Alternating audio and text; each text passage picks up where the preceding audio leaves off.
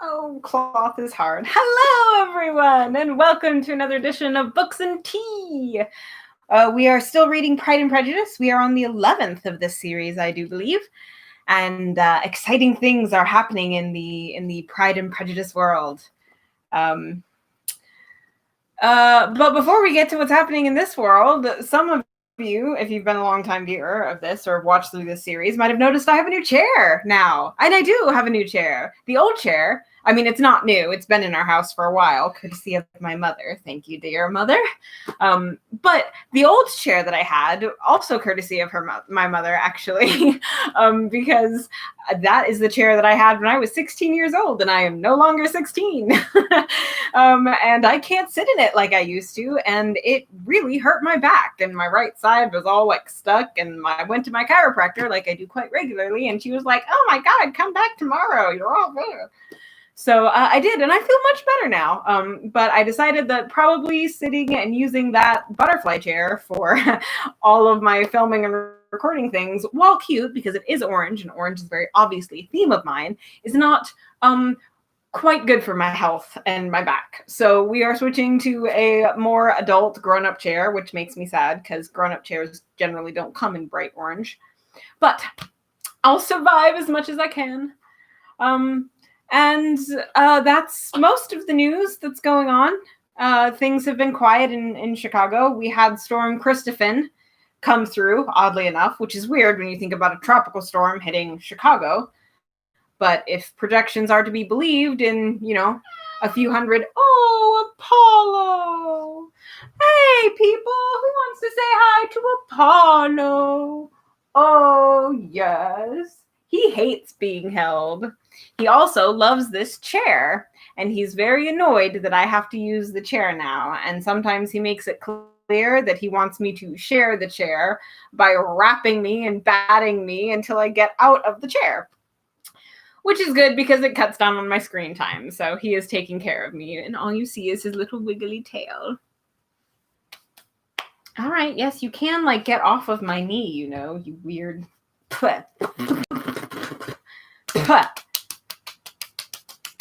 Okay.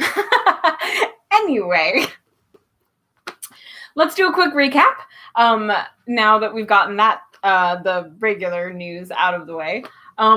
Last session, number 10, Elizabeth was taking a tour of Derbyshire with her aunt and uncle Gardner. And yes, this is the uncle that works on Cheapside as a merchant, much to the horror of Miss Bingley.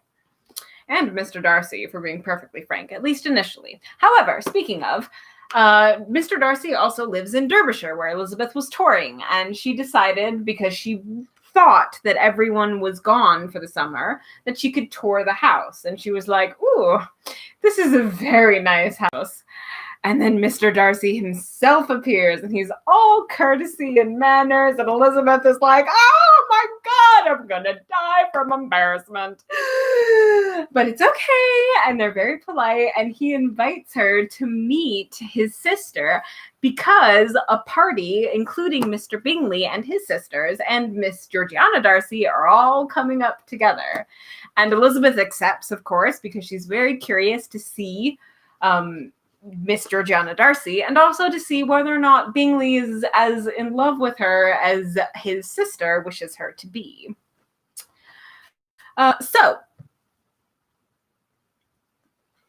It was, well, we're about 5 minutes in. Well, technically 4 minutes in, but I'm feeling saucy today and don't want to wait the usual 5 minutes. So, away we go. Chapter 44. Elizabeth had settled it that Mr. Darcy would bring his sister to visit her the very day after her reaching Pemberley, and was consequently resolved not to be out of sight of the inn the whole of that morning. But her conclusion was false, for on the very morning after their own arrival at Lambton, these visits came. They had been walking about the place with some of their new friends, and were just returned to the inn to dress themselves for dining with the same family, when the sound of a carriage drew them to a window, and they saw a gentleman and a lady in a curricle driving up the street. Elizabeth, immediately recognizing the livery, guessed what it meant, and imparted no small degree of surprise to her relations by acquainting them with the honor which she expected. Her uncle and aunt were all amazement, and the embarrassment of her manner as she spoke, joined to the circumstance itself, and many of the circumstances of the preceding day, opened to them a new idea on the business. See? Her uncle and aunt know what's up. Nothing had ever suggested it before, but they now felt that there was no other way of accounting for such attentions from such a quarter than by supposing a partiality for their niece. While these newly born notions were passing in their heads, the perturbation of Elizabeth's feelings was every moment increasing. She was quite amazed at her own discomposure, but amongst other causes of disquiet, she dreaded lest the partiality of the brother should have said too much in her favor, and more than commonly anxious to please, she naturally suspected that every power of pleasing would fail her. She retreated from the window, fearful of being seen, and as she walked up and down the room, endeavoring to compose herself, saw such looks of inquiring surprise in her uncle and aunt as made everything worse. Miss Darcy and her brother appeared, and this formidable introduction took place. With astonishment did Elizabeth see that her new acquaintance was at least as much embarrassed as herself. Since her being at Lambton, she had heard that Miss Darcy was exceedingly proud, but the observation of a very few minutes convinced her that she was only exceedingly shy. She found it difficult to obtain even a word from her beyond a monosyllable. Miss Darcy was tall and on a larger scale than Elizabeth, and though little more than 16, her figure was formed and her appearance womanly and graceful. She was less handsome than her brother, but there was sense and good humor in her face, and her manners were perfectly unassuming and gentle. Elizabeth, who had expected to find her as acute and unembarrassed an observer as Darcy had been, was much relieved by discerning such different feelings. They had not been long together before Darcy told her that Bingley was also coming to wait on her, and she had barely time to express her satisfaction and prepare for such a visitor, when Bingley's quick step was heard on the stairs, and in a moment he entered the room. All Elizabeth's anger against him had been long done away, but had she still felt any, it could hardly have stood its ground against the unaffected cordiality with which he expressed himself on seeing her again. He inquired in a friendly, though general way, after her family, looked and spoke with the same good-humored ease that he had ever done. To Mr. and Mrs. Gardiner he was scarcely a less interesting personage than to herself. They had long wished to see him. The whole party before them, indeed, excited a lively attention. The suspicions which had just arisen of Mr. Darcy and their niece directed their observation towards each other with an earnest, though guarded, enquiry. And they soon drew from those enquiries the full conviction that one of them at least knew what it was to love. Of the lady's sensation they remained a little in doubt, but that the gentleman was overflowing with admiration was evident enough. For those of you who got slightly lost in that paragraph, what they're saying is by watching Elizabeth and Darcy, they could tell that Darcy was in love, and Elizabeth was nervous. Elizabeth, on her side, had much to do. She wanted to ascertain the feelings of each of her visitors. She wanted to compose her own, and to make herself agreeable to all. In the latter object, where she feared most to fail, she was most sure of success, for those to whom she endeavored to give pleasure were prepossessed in her favor. Bingley was ready, Georgiana was eager, and Darcy determined to be pleased. In seeing Bingley, her thoughts naturally flew to her sister, and oh, how ardently did she long to know whether any of his were directed in a like manner. Sometimes she could fancy that he talked less on former occasions, and once or twice pleased herself with the notion that as he looked at her, he was trying to trace a resemblance. But though this might be imaginary, she could not be deceived as to his behavior to Miss Darcy, who had been set up as a rival to Jane. No look appeared on either side that spoke particular regard. Nothing occurred between them that could justify the hopes of his sister.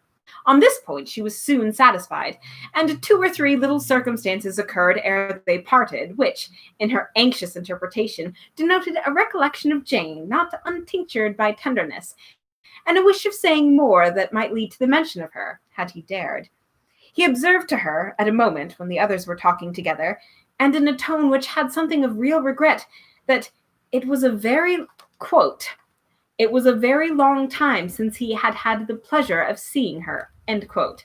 And before she could reply, he added, "It is above 8 months. We have not met since the 26th of November, when we were all dancing together at Netherfield." Elizabeth was pleased to find his memory so exact, and he afterwards took occasion to ask her, when unattended to by any of the rest, whether all her sisters were at Longbourn. There was not much in the question, nor in the preceding remark, but there was a look and a manner which gave them meaning.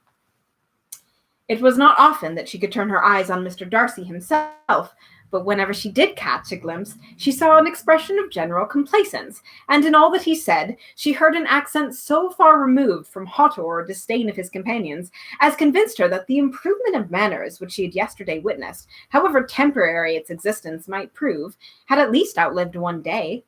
When she saw him thus seeking the acquaintance and courting the good opinion of people, with whom any intercourse a few months ago would have been a disgrace, when she saw him thus civil, not only to herself, but to the very relations whom he had openly disdained, and recollected their last lively scene in Hunsford Parsonage, the difference, the change was so great, and struck her so forcibly on her mind, that she could hardly restrain her astonishment from being visible.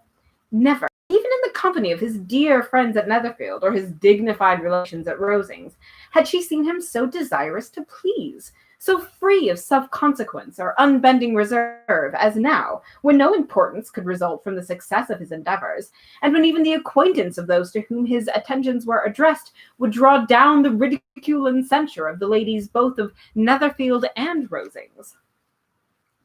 Their visitors stayed with them above half an hour, and when they arose to depart, Darcy called on his sister to join him in expressing their wish of seeing Mr. and Mrs. Gardiner and Miss Bennet to dinner at Pemberley before they left the country.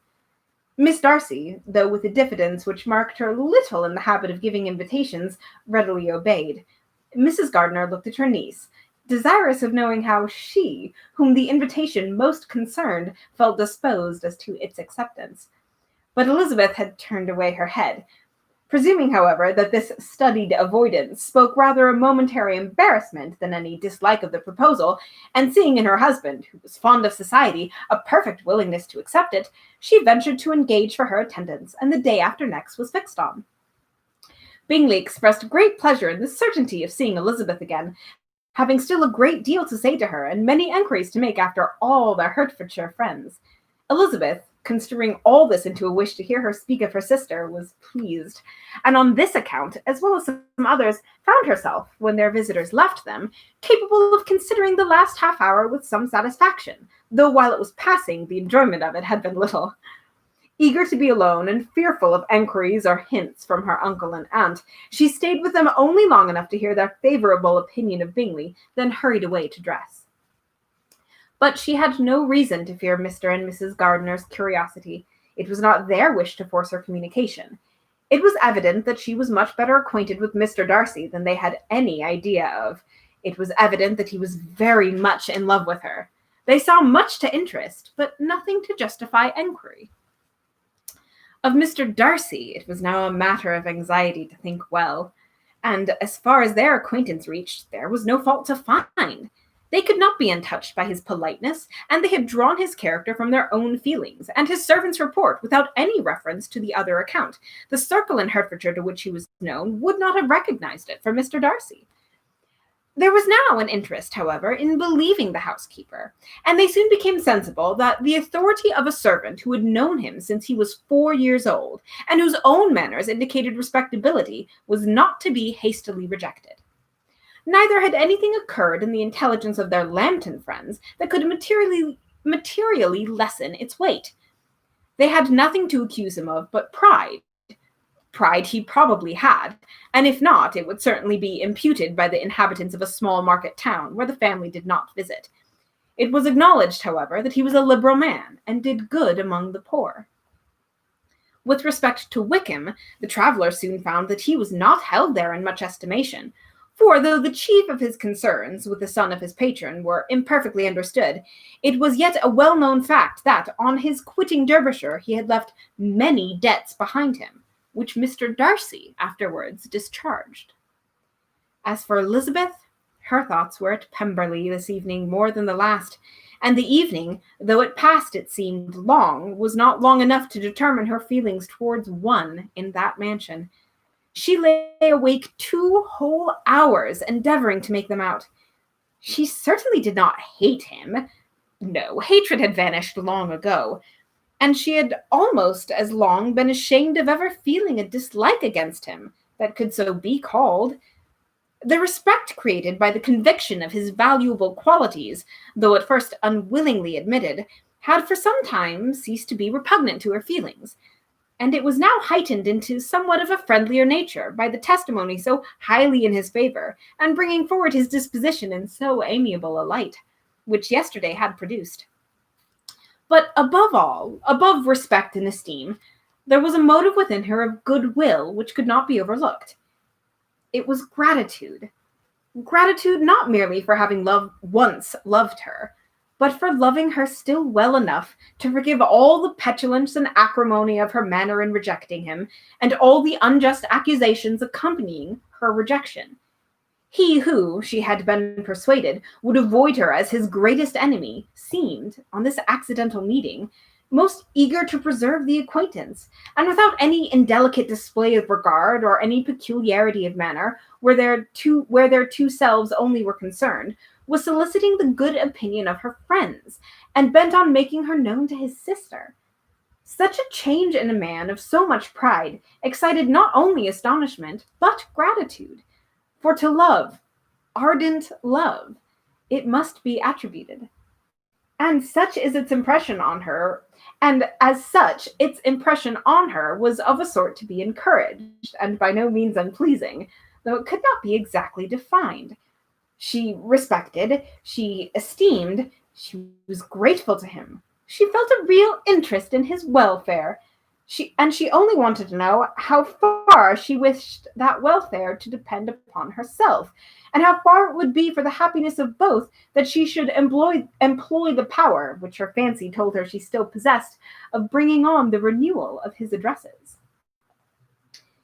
It had been settled in the evening, between the aunt and niece, that such a striking civility as Miss Darcy's in coming to them on the very day of her arrival in Pemberley, for she had reached them only to a late breakfast, ought to be imitated, though it could not be equalled by some exertion of politeness on their side, and consequently that it would be highly expedient to wait on her at Pemberley the following morning. They were, therefore, to go. Elizabeth was pleased, though when she asked herself the reason, she had very little to say in reply.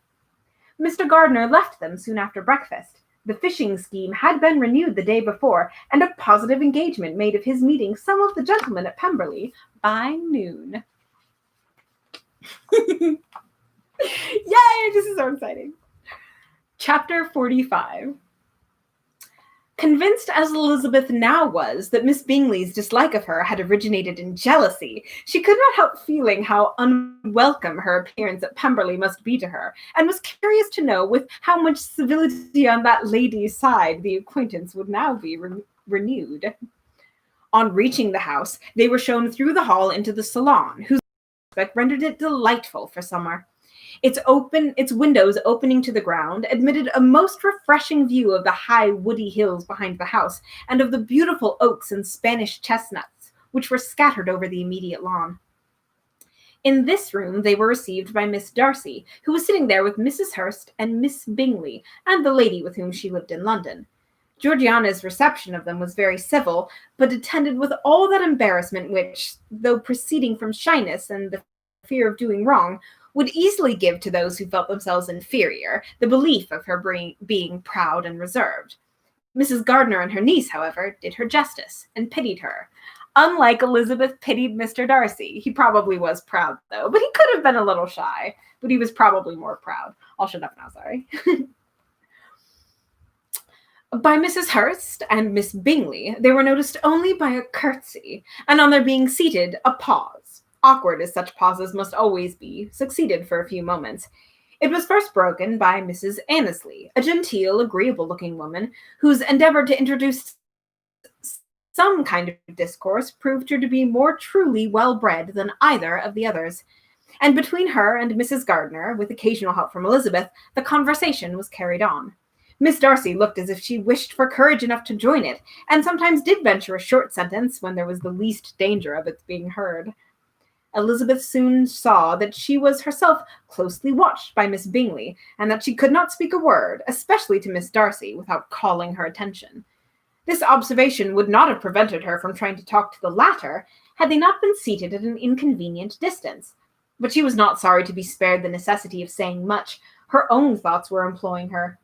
She expected every moment that some of the gentlemen would enter the room. She feared that the master of the house might be amongst them, and whether she wished or feared it most, she could scarcely determine.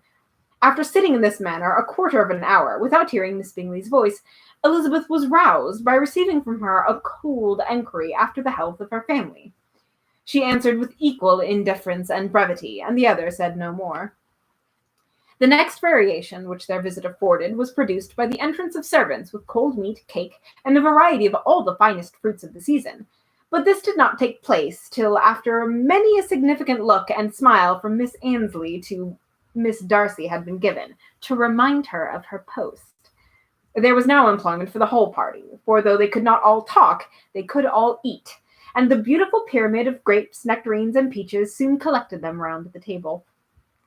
While thus engaged, Elizabeth had a fair opportunity of deciding whether she most feared or wished for the appearance of Mr. Darcy, by the feelings which prevailed on his entering the room.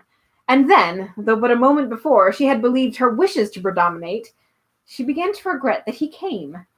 He had been some time with Mr. Gardiner, who, with 2 or 3 other gentlemen from the house, was engaged by the river, and had left them only on learning that the ladies of the family intended to visit Georgiana that morning. No sooner did he appear than Elizabeth wisely resolved to be perfectly easy and unembarrassed. A resolution the more necessary to be made, but perhaps not the more easily kept, because she saw that the suspicions of the whole party were awakened against them. And there was scarcely an eye which did not watch his behavior when he first came into the room. In no countenance was attentive curiosity so strongly marked as Miss Bingley's, in spite of the smiles which overspread her face whenever she spoke to one of its objects, for jealousy had not yet made her desperate, and her attentions to Mr. Darcy were by no means over. Miss Darcy, on her brother's entrance, exerted herself much more to talk, and Elizabeth saw that he was anxious for his sister and herself to get acquainted, and forwarded as much as possible every attempt at conversation on either side. Miss Bingley saw all this likewise, and, in the impudence of anger, took the first opportunity of saying, with sneering civility, "Pray, Miss Eliza, are not the shire militia removed from Meryton? That must be a great loss to your family."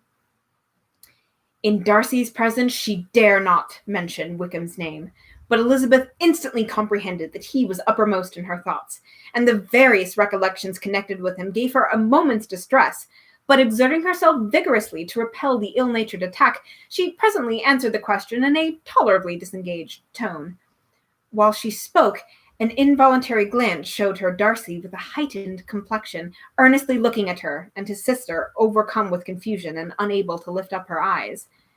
Had Miss Bingley known what pain she was then giving her beloved friend, she undoubtedly would have refrained from the hint, but she had merely intended to discompose Elizabeth by bringing forward the idea of a man to whom she believed her partial, to make her betray a sensibility which might injure her in Darcy's opinion, and perhaps to remind the latter of all the follies and absurdities by which some part of her family were connected with that corps. Not a syllable had ever reached her of Miss Darcy's meditated elopement. To no creature had it been revealed, where secrecy was possible, except to Elizabeth, and from all Bingley's connections her brother was particularly anxious to conceal it, from that very which, with Elizabeth, had long ago attributed to him, of their becoming hereafter her own. He had certainly formed a plan, and without meaning that it should affect his endeavour to separate him from Miss Bennet, it is probable that it might add something to his lively concern for the welfare of his friend. Elizabeth's collected behaviour, however, soon quieted his emotion, and as Miss Bingley, vexed and disappointed, dared not approach nearer to Wickham, Georgiana also recovered in time, though not enough able to speak any more. Her brother, whose eyes she feared to meet, scarcely recollected her interest in the affair, and the very circumstance which had been designed to turn his thoughts from Elizabeth seemed to have fixed them on her more and more cheerfully. Their visit did not continue long after the question and answer above mentioned, and while Mr. Darcy was attending them to their carriage, Miss Bingley was venting her feelings in criticisms on Elizabeth's person and behaviour and dress, but Georgiana would not join her. Her brother's recommendation was enough to ensure her favour. His judgment could not err, and he had spoken in such terms of Elizabeth as to leave Georgiana without the power of finding her otherwise than lovely and amiable. When Darcy returned to the salon, Miss Bingley could not help repeating to him some part of what she had been saying to his sister. "How very ill Eliza Bennet looked this morning, Mr. Darcy," she cried. "I never in my life saw anyone so much altered as she is since the winter. She has grown so brown and coarse. Louisa and I were agreeing that we should not have known her again." However little Mr. Darcy might have liked such an address, he contented himself with coolly replying that he perceived no other alteration than her being rather tanned, no miraculous consequence of travelling in the summer. "For my own part," she rejoined, "I confess that I never could see any beauty in her.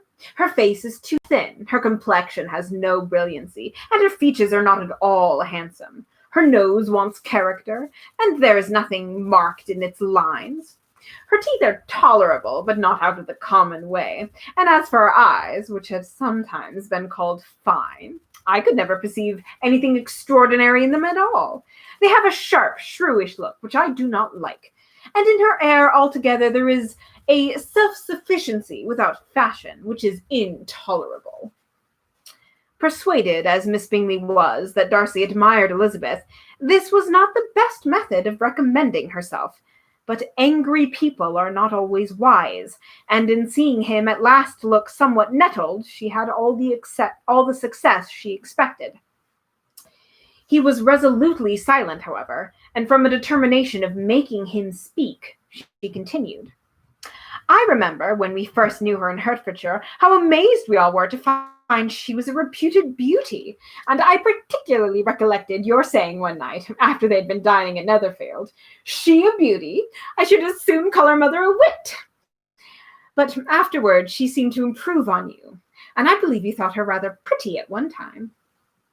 "Yes," replied Darcy, who could contain himself no longer, "but that was only when I first knew her, for it is many months since I have considered her as one of the handsomest women of my acquaintance."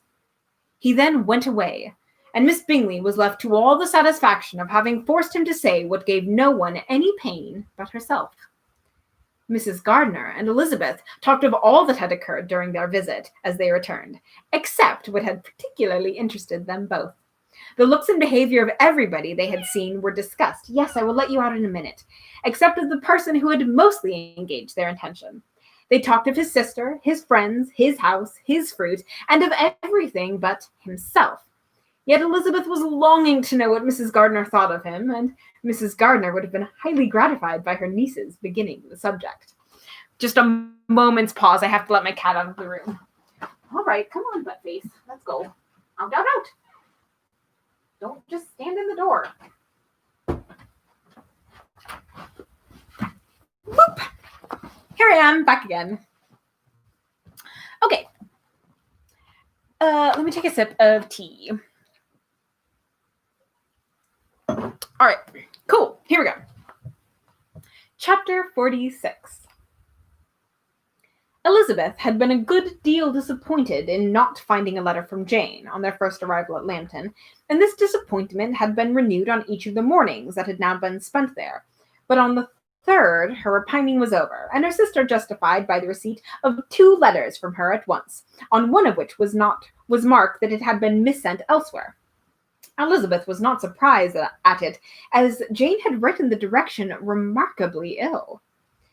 They had just been preparing to walk as the letters came in, and her aunt and uncle, leaving her to enjoy them in quiet, set off by themselves. The one missent must first be attended to. It had been written 5 days ago. The beginning contained an account of all their little parties and engagements, with such news as the country afforded, but the latter half, which was dated a day later, was written in evident agitation, gave more important intelligence. It was to this effect.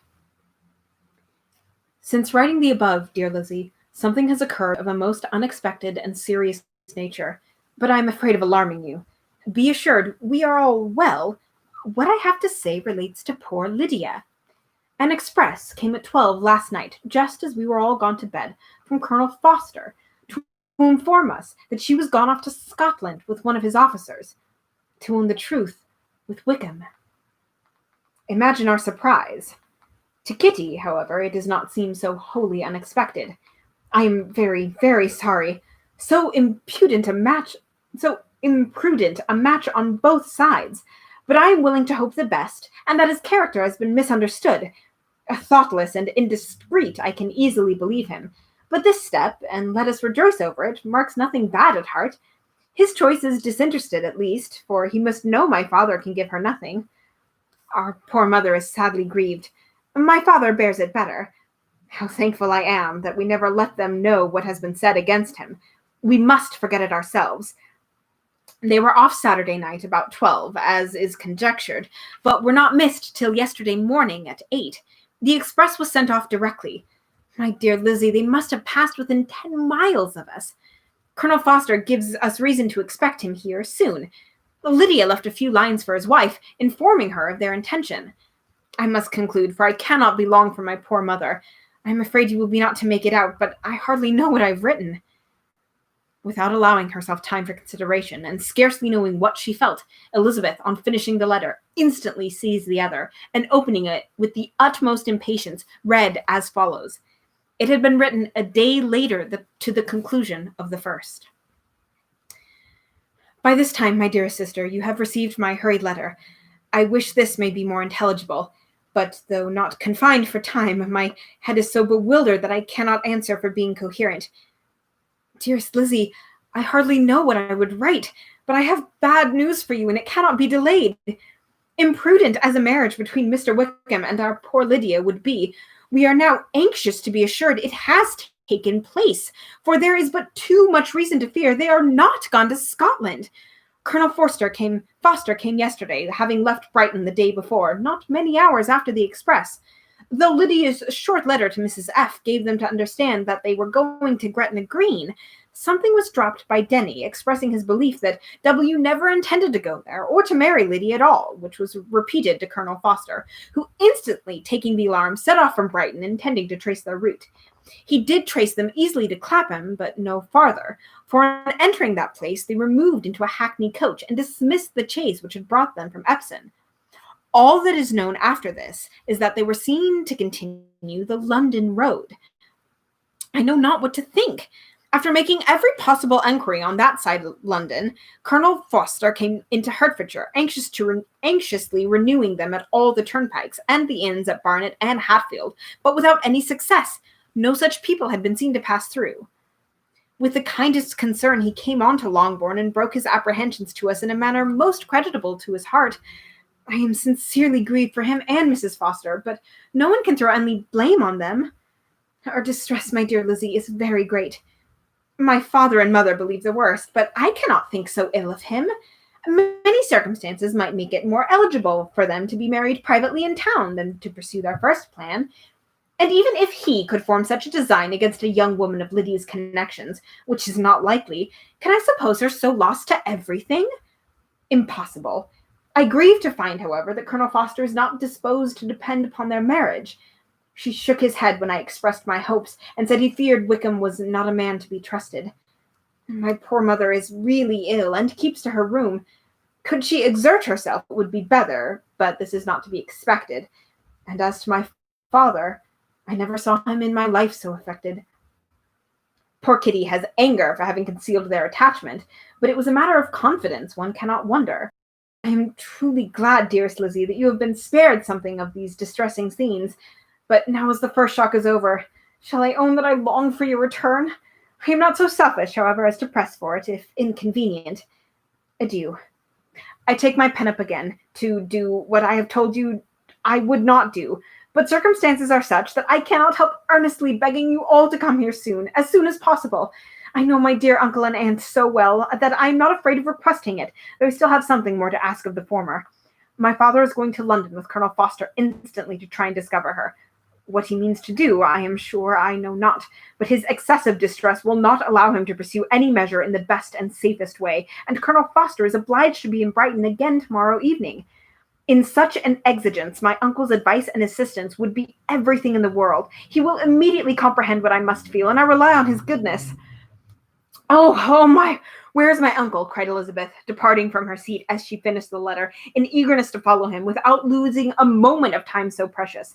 But as she reached the door, it was opened by a servant, and Mr. Darcy appeared. Her pale face and impetuous manner made him start, and before he could recover himself enough to speak, she, in whose mind every idea was superseded by Lydia's situation, hastily exclaimed, I beg your pardon, but I must leave you. I must find Mr. Gardiner this moment on business that cannot be delayed. I have not an instant to lose. Good God, what is the matter? Cried he, with more feeling than politeness. Then recollecting himself, I will not detain you a minute, but let me, or let the servant, go after Mr. and Mrs. Gardiner. You are not well enough. You cannot go yourself. Elizabeth hesitated, but her knees trembled under her, and she felt how little would be gained by her attempting to pursue them. Calling back the servant, therefore, she commissioned him, though in so breathless an accent as made her almost unintelligible, to fetch his master and mistress home instantly. On his quitting the room, she sat down, unable to support herself, so miserably ill that it was impossible for Darcy to leave her, or refrain from saying, in a tone of gentleness and commiseration, Let me call your maid. Is there nothing you can take to give you present relief? A glass of wine. Shall I get you one? You are very ill. No, I thank you, she replied, endeavoring to recover herself. There is nothing the matter with me. I am quite well. I am only distressed by some dreadful news which I have just received from Longbourn. She burst into tears as she alluded to it, and for a few minutes could not speak another word. Darcy, in wretched suspense, could only say something indistinctly of his concern, and observe her in compassionate silence. At length she spoke again. I have just had a letter from Jane, with such dreadful news. It cannot be concealed from anyone. My youngest sister has left all her friends, has eloped, has thrown herself into the power of Mr. Wickham. They are gone off together from Brighton. You know him too well to doubt the rest. She has no money, no connections, nothing that in Kempton to... She is lost forever. Mr. Darcy was fixed in his astonishment. When I consider, she added, in yet a more agitated voice, that I might have prevented it, I who knew what he was, had I but explained some part of it, only some part of what I had learned to my own family, had his character been known, this could not have happened, but it is all too late now. I'm grieved indeed, cried Darcy, grieved, shocked, but is it certain, absolutely certain? Oh, yes. They left Brighton together on a Sunday night, were traced almost to London, but not beyond. They are certainly not gone to Scotland. And what has been done? What has been attempted to recover her? My father has gone to London, and Jane has written to beg my uncle's immediate assistance, and we shall be off, I hope, in half an hour. But nothing can be done. I know very well nothing can be done. How is such a man to be worked on? How are they even to be discovered? I have not the smallest hope. It is every way horrible. Darcy shook his head in silent acquiescence. When my eyes were opened to his real character, oh, had I known what I ought, what I dared to do, but I knew not. I was afraid of doing too much. Wretched, wretched mistake. Darcy made no answer. He seemed scarcely to hear her, and was walking up and down the room in earnest meditation, his brow contracted, his air gloomy. Elizabeth soon observed, and instantly understood it. Her power was sinking. Everything must sink under such a proof of family weakness, such an assurance of the deepest disgrace. She could neither wonder nor condemn, but the belief of his self-consequence brought nothing consolatory to her bosom, afforded no palliation of her distress. It was, on the contrary, exactly calculated to make her understand her own wishes, and she had never so honestly felt that she could have loved him as now, when all love must be in vain. But self, though it would intrude, could not engross her. Lydia, the humiliation, the misery she was bringing on them all soon swallowed up every private care, and covering her face with her handkerchief, Elizabeth was soon lost to everything else, and after a pause of several minutes, was only recalled to a sense of her situation by the voice of her companion, who, in a manner which, though it spoke compassion, spoke likewise restraint, said, "I'm afraid you have been too long desiring my absence, nor have I anything to plead in excuse of my stay, but real though unavailing concern. Would to heaven that anything could be either said or done on my part that might offer consolation to such distress. But I will not torment you with vain wishes, which may seem purposefully to ask for your thanks. This unfortunate affair, will, I fear, prevent my sister's having the pleasure of seeing you at Pemberley today." "Oh, yes. Be so kind as to apologize for us to Miss Darcy. Say that urgent business calls us home immediately. Conceal the unhappy truth as long as possible. I know it cannot be long." He readily assured her of his secrecy, again expressed his sorrow for her distress, wished it a happier conclusion than there was at any present reason to hope, and leaving his compliments for her relations, with only one serious parting look, went away.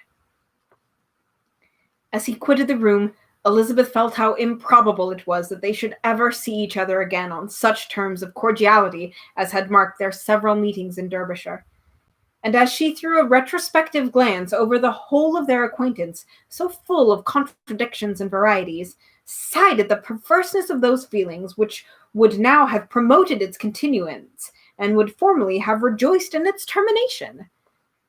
If gratitude and esteem are good foundations of affection, Elizabeth's change of sentiment will be neither improbable nor faulty. But if otherwise, if the regard springing from such sources is unreasonable or unnatural, in comparison of what is so often described as arising on a first interview with its object, and even before 2 words have been exchanged, nothing can be said in her defense, except that she had given somewhat of a trial to the latter method in her partiality for Wickham, and that its ill success might perhaps authorize her to seek the other less interesting mode of attachment. Be that as it may, she saw him go with regret, and in this early example of what Lydia's infamy must produce, found additional anguish as she reflected on the wretched business. Never, since reading Jane's second letter, had she entertained a hope of Wickham's meaning to marry her. No one but Jane, she thought, could flatter herself with such an expectation. Surprise was the least of her feelings on this development. While the contents of the first letter remained on her mind, she was all surprise, all astonishment that Wickham should marry a girl whom it was impossible he could marry for money, and how Lydia could have ever attached him, for had appeared comprehensible. But now it was all too natural. For such an attachment as this, she might have sufficient charms, and though she did not suppose Lydia to be deliberately engaging in an elopement without the intention of marriage, she had no difficulty in believing that neither her virtue nor her understanding would preserve her from falling an easy prey. She had never perceived, while the regiment was in Hertfordshire, that Lydia had any partiality for him, but she was convinced that Lydia had only wanted encouragement to attach herself to anybody. Sometimes one officer, sometimes another had been her favorite, as their attentions raised them in her opinion. Her affections had been continually fluctuating, but never without an object. The mischiefs of neglect and mistaken indulgence towards such a girl, oh, how acutely did she now feel it! She was wild to be at home, to hear, to see, to be upon the spot, to share with Jane in the cares that must now fall wholly on a family so deranged, a father absent, a mother incapable of and requiring constant attendance. And though almost persuaded that nothing could be done for Lydia, her uncle's interference seemed of the utmost importance. Until he entered the room, the misery of her impatience was severe. Mr. and Mrs. Gardiner hurried back in alarm, supposing by the servant's account that their niece was taken suddenly ill, but satisfying them instantly on that head, she eagerly communicated the case of their summons, reading the 2 letters aloud, and dwelling on the postscript of the last with trembling energy. Though Lydia had never been a favorite with them, Mr. and Mrs. Gardiner could not but be deeply affected. Not Lydia only, but all were concerned in it. After the first exclamations of surprise and horror, Mr. Gardiner readily promised every assistance in his power. Elizabeth, though expecting no less, thanked him with tears of gratitude, and all three being actuated by one spirit, everything relating to their journey was speedily settled. They were to be off as soon as possible. "But what is to be done about Pemberley?" cried Mrs. Gardiner. "John told us Mr. Darcy was here when you sent for us. Was it so?" "Yes, I told him we should not be able to keep our engagement. That is all settled." "That is all settled," repeated the other as she ran to her room to prepare. "And are they upon such terms as for her to disclose the real truth? Oh, that I knew how it was!" But wishes were vain, or at best could only serve to amuse her in the hurry and confusion of the following hour. Had Elizabeth been at leisure to be idle, she would have remained certain that all employment was impossible to one so wretched as herself. But she had her share of business as well as her aunt, and amongst the rest there were notes to be written to all their friends in Lantern, with false excuses for their sudden departure. An hour, however, saw the whole completed, and Mr. Gardiner, meanwhile, having settled his account at the end, nothing remained to be done but to go, and Elizabeth, after all the misery of the morning, found herself, in a shorter space of time than she could have supposed, seated in the carriage, and on the road to Longbourn. And with that distressing news, my dear friends, I believe we will call this session of Books and Tea finito. I wish you well in all your endeavors, and I will see you again on Sunday, and may it be a merry meeting, and we will unpack more news of poor Lydia. And I might have something more to say about why it's so distressing. So, yeah. Pardon me. Anyway, toodaloo, ta-ta, farewell, goodbye, and all that jazz.